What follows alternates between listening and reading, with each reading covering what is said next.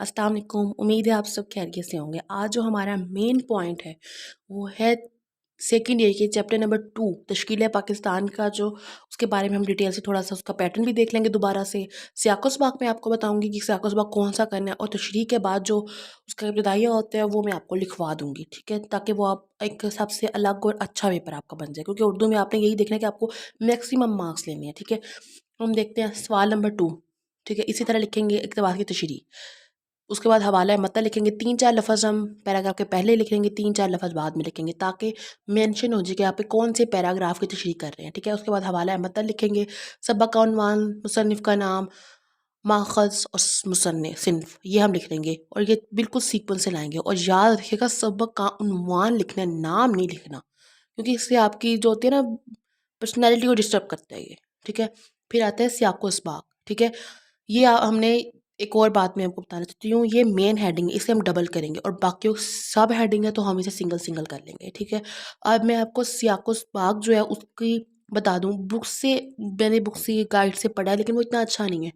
यहाँ पे मैंने पूरे चैप्टर को शॉर्ट करके बताया हुआ है, आप ये एक बार याद कर लें, फिर जो भी पैराग्राफ होगा आप लिख लें।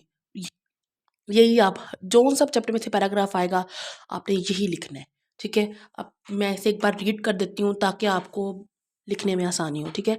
तशरीह तलब इक़्तिबास सबक के इब्तिदा से माखूज़ हुआ है। अगर इब्तिदा से आया है तो इब्तिदा लिखें, अगर इख्तिताम से आया तो इख्तिताम लिखें, अगर आपके दरमियान से आया तो दरमियान लिखें, ठीक है। आपने देखना कि पैराग्राफ आया कहाँ से है, ठीक है। उसके आगे जिसका अजमाली सियाक़-व-सबाक़ कुछ यूँ है कि औरंगज़ेब आलमगीर की वफ़ात के बाद मुस्लिम हुकूमत का ज़वाल शुरू हो गया और 1857 को पाए तकमील तक पहुँचा, ठीक है। सर सैयद ने कौम की तलीमी और सियासी खिदमात की। इकबाल के खुदी के फ़लसफ़े ने कौम को बेदार किया। कायद-ए-आज़म की भरपूर क़यादत ने अल्लामा मोहम्मद इकबाल की ख्वाब को हकीकत में बदला।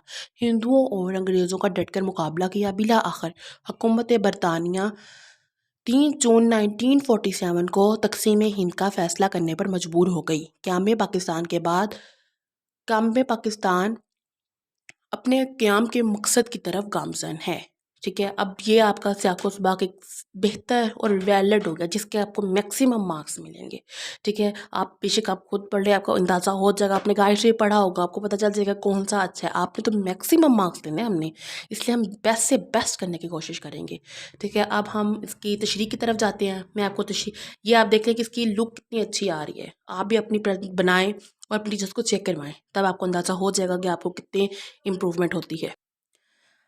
अच्छा, अब हम आगे उसकी देखेंगे तशरीह किस तरह करनी है, ठीक है। अब हम तशरीह की तरफ जाते कोशिश करनी है कि ये पहला पेज होता है इसको आप बहुत अच्छा बनाएं और इसे सियाक़-व-सबाक़ यहीं पे कंप्लीट कर लें, ठीक है। अब हम अगले पेज की तरफ जाते हैं, तो ये देखें तशरीह, ये भी सब हेडिंग है, आपने इसे भी अंडरलाइन करना है, मार्जिन लाइन लाज़मी लगानी है, ठीक है। अब हम देखते हैं, हमने 4-5 लाइनें मुसन्निफ़ के बारे में लिखी और 4-5 ही हमने किताब के बारे में लिखी हैं, वो मैं आपको पढ़ के बताती हूँ, ठीक है। लिखा हुआ है, मियाँ बशीर अहमद जस्टिस मियाँ शाहदीन हुमायूं के छोटे साहबजादे थे। इंग्लिस्तान से आला तालीम हासिल की, कुछ ऐसा तदरीस के शोबे से भी वाबस्ता रहे। कायद और लियाकत अली खान ने ज़ाती ताल्लुक़ था। आपकी खिदमात को मद्देनज़र रखते हुए आपको मुस्लिम स्टूडेंट फेडरेशन की अहम जिम्मेदारी दी गई। शामिल निसाब सबक 1966 में रिसाला कौमी ज़ुबान की आज़ादी नंबर में शाया हुआ, जिसका असल उन्वान इस्लामी हिंद में बेदारी और तश्कील पाकिस्तान था। यहाँ तक आपका इंट्रोडक्शन हो जाता है, ये आपने एज इट इज़ लिखना है। उसके बाद आपने तशरीह तलब पैराग्राफ में यहाँ से आपने अपनी तशरीह स्टार्ट करनी है।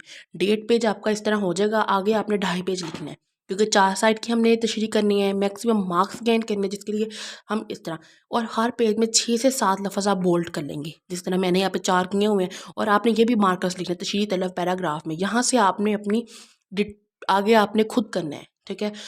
और देखिए जिस तरह मैंने यहाँ पे भी सियाक़-व-सबाक़ में भी मैंने 4, 5, 6, 7 लफ्ज़ आप बोल्ड किए हुए हैं, जिससे एक खूबसूरती आती है पेपर के अंदर, और आपको चेक करने वाले को पता चल जाता है कि कितना अच्छा लिखा हुआ है, कि आप जो लफ्ज़ इंपॉर्टेंट होते हैं उसे आप बोल्ड कर देते हो, डेट्स को बोल्ड कर देते हो, ठीक है। और इस तरह आप कर लेते हो, ठीक है। यहाँ पे भी आपने कॉमा लगाना है, ठीक है। ये हो गया। अब आपका, और जब थोड़ा यहाँ पे तशरीह करके थोड़ी सी, फिर आपने यहाँ पे आके आपने कोई कोट कोई तर्जमा डाल देना है, फिर 2-3 लाइनें नीचे लिखनी है। اگلے پیج پہ آ جانا ہے، ٹھیک ہے. پھر اس کی 3-4 لائنیں لکھ کے ایک اور ڈالنی ہے، پھر 3-4 لائنیں لکھ کے پھر ایک اور ڈالنی ہے. کوشش کریں کہ ایک پیج پہ ایک شعر آ جائے اور ایک کوئی حدیث کوئی قول آ جائے. اس سے کوئی پیپر ہوتا ہے اس میں ایک اچھی لک ہوتی ہے، کیونکہ پیپر کی ڈیمانڈ یہ ہوتی ہے ایک پیج کی کہ اس میں ایک شعر آ جائے اور ایک ہی اس میں کوٹ آئے. یہ نہیں دونوں شعر آ جائے دونوں وہ، اگر آپ کو پرووائڈ ہیں تو آپ ایک شعر لکھیں اور ایک اس کے اندر کوٹ لکھیں، ٹھیک ہے. اس چیپٹر کے متعلق میرے پاس کچھ ہیں شعر جو بہت اچھے ہیں، میں نے چنے ہوئے ہیں، وہ میں آپ کو بتا دیتی ہوں، ٹھیک ہے. وہ میں نے آپ کے یہ لکھے ہوئے ہیں، ٹھیک ہے. پہلا ہے: فرشتہ مجھ کو کہنے سے میری تحقیر ہوتی ہے، میں مسجود ملائک کو مجھے انسان رہنے دو. بہت ہی اچھا ہے کہ مطلب اگر مجھے فرشتہ نہ کہو مجھے انسان رہنے دو، کیونکہ انسان کو فرشتے نے سجدہ کیا تھا نا، تو انسان کی ویلیو زیادہ ہوئی اگر وہ انسان ہے تو، ٹھیک ہے. اب اگلا شعر ہے: نہ تو زمین کے لیے نہ آسمان کے لیے، جہاں ہے تیرے لیے تو نہیں جہاں کے لیے، ٹھیک ہے. تیسرا ہے: چار، یہ مسٹیک ہے نا، بہت امپورٹنٹ، ایزی بہت ہے یہ والے، مطلب میں نے وہی چنے جو بہت ایزی ہیں اور ایک سیکوینس کے ساتھ آتے ہیں. دنیا میں اس بشر کا نصیب عجب ہے، جس کو میرے نبی کی رفاقت نصیب ہے. ملنا ہے گھر خدا سے تو پتہ مصطفیٰ سے پوچھ، یہ گھر خدا کے گھر کے بالکل قریب ہے، ٹھیک ہے. یہ بہت اچھا ہے اور دل کو چھونے والا ہے، ٹھیک ہے. آگے ہے: آسمان سے گھر فرشتے جو اتارے جائیں، وہ بھی صحت میں سچ بولیں تو مارے جائیں. تیسرا جو لاسٹ میں نے لکھا ہوا ہے یہ اسلامی کوٹ ہے. اسلام کا منشا یہ ہے کہ تمام لوگ معتدل اور مساوی زندگی بسر کریں، ٹھیک ہے. ایک اور میں آپ کو بتا دوں، اس چیپٹر میں سے زیادہ تر اس کا خلاصہ آتا ہے. اتوال تشریح بھی آتی ہے لیکن زیادہ تر خلاصہ آتا ہے، لیکن ہم نے تو رسک نہیں لینا نا کسی طریقے کا بھی، تو ہم یہ پریپیئر کر لیں گے، لیکن ہم اسے خلاصہ زیادہ اچھے طریقے سے کریں گے. میں آپ کو آگے ویڈیو میں ایسا خلاصہ شیئر کروں گی جو وہ بھی اچھا ہے، اگر آپ کو اچھا لگے تو آپ ضرور اسے ہی کیجیے گا، ٹھیک ہے.